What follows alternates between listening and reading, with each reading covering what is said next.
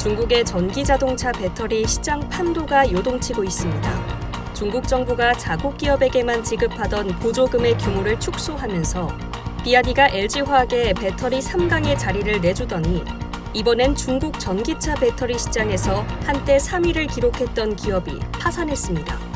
국내 업체들에겐 더 많은 기회가 열릴 수 있는 한편 일부에선 세계 시장 1위 중국 업체 CATL로의 쏠림을 경계해야 한다는 지적도 나오고 있습니다.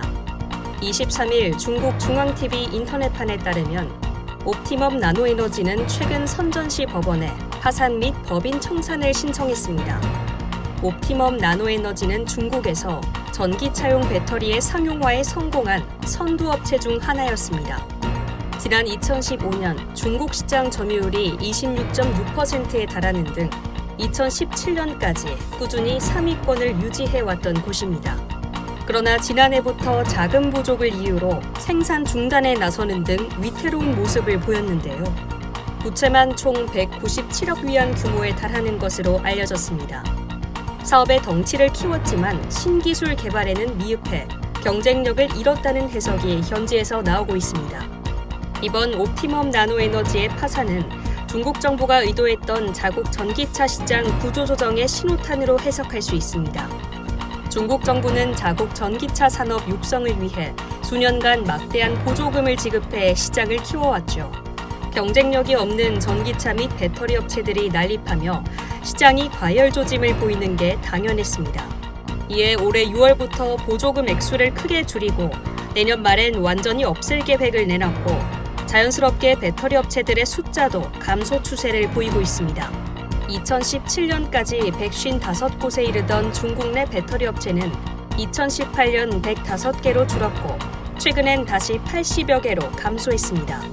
이는 이미 현지에 진출해 있는 LG화학과 삼성 SDI, SK이노베이션 등 국내 업체에 있어 나쁘지 않은 소식입니다. 중국 정부가 자국 업체들이 성장할 시간을 벌어주기 위해 한국 업체에겐 보조금을 주지 않는 방식으로 제재를 지속하면서 LG화학 등은 3년 가까이 현지 내수 사업이 완전히 중단된 상태였습니다. 다만 이달부터 중국 정부가 LG화학과 SK이노베이션의 배터리를 탑재한 일부 전기차에 보조금을 지급하는 등 다시 사업 가능성이 열렸습니다.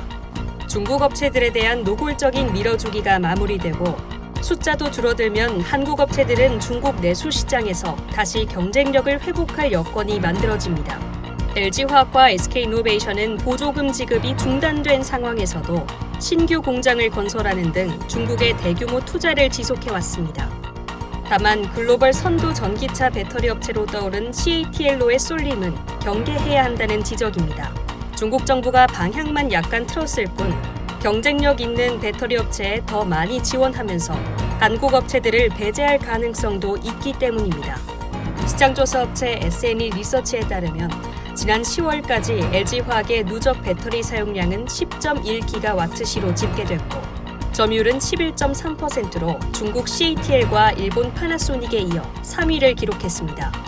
배터리 업체 관계자는 중국 정부의 보조금 축소가 본격화되면서 중국 배터리 산업이 소수업체로 개편되는 현상의 시작이 이번 옵티멈 나노에너지의 파산이라며 국내 배터리 업체엔 나쁘진 않으나 이미 CATL의 점유율이 너무 높아 섣불리 기대만 하기도 힘든 상황이라고 말했습니다. 이상 여의도튜브였습니다.